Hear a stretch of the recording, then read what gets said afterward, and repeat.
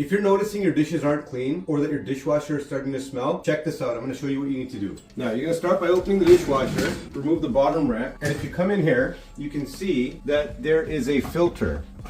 You're going to quickly unscrew the filter. You may want to grab a little...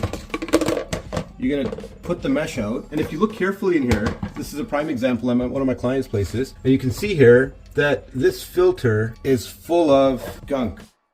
So the client was complaining about the dishwasher not working, and you can see that you've got this really disgusting water pooling in here, and the filter is no good. So the sellers of this home have not maintained this properly. Now what you may want to do is either siphon out the water here, or grab a rag and just take it out, because what you'll find is that underneath the filter there may be bits of food. So you can see here, there's stuff at the bottom of this that you also want to take out. You can see with this particular dishwasher that there's calcification. So the water's a little bit hard in this particular building. And the way to get rid of this stuff is by running a vinegar cycle.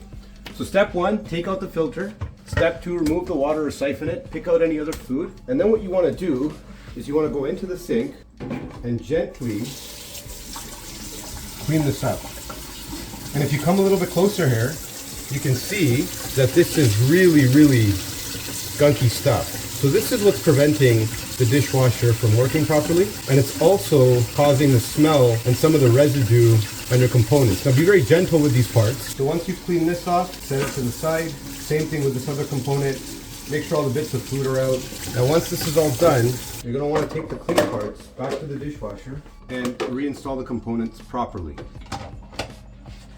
Take a look at this part as well. You can see there's a lot of stuff here that should be cleaned off. And what happens with most homes is that people forget to do this. Just like the lint trap in your dryer, these things require a little bit of maintenance. Doing the maintenance is going to prolong the life of the actual appliance. It's going to obviously impact how your dishes are cleaned.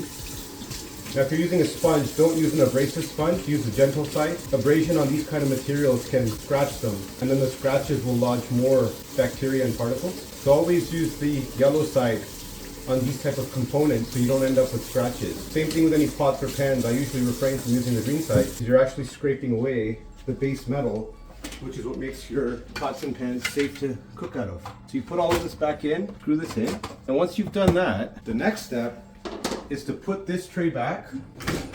Now your next step is to take 2 cups of vinegar, gently place it in the bottom rack, put it through, and you're going to want to run a actual cycle. Once you run this cycle, after the vinegar is done, cycles run, you want to take a little bit of baking soda, sprinkle it in, and run one more cycle with heated dry at the end. Once you do that, all of the calcium deposits, all of the food stuff that's been sitting around has all been washed out, and your dishwasher should start working like it did when it was new. And one thing you have to keep in mind is every dishwashing company, every manufacturer has their own way of doing this. Always refer to your user manual before you follow any sort of videos like this, and make sure that you're not doing anything that would otherwise void your warranty. If you like content on making money, saving money, and avoiding problems, follow me, like, comment, share.